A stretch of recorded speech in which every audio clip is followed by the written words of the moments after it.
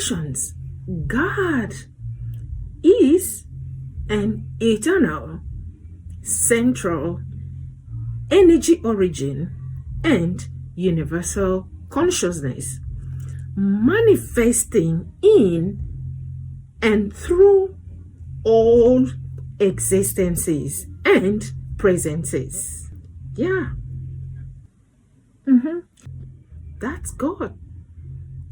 You can share your own thoughts about God, because the issue of God could be likened unto the blind man and the elephant. You explain what you touch, how you feel over what you touch. So that's what I touch, and that's what I'm coming up with. Yeah.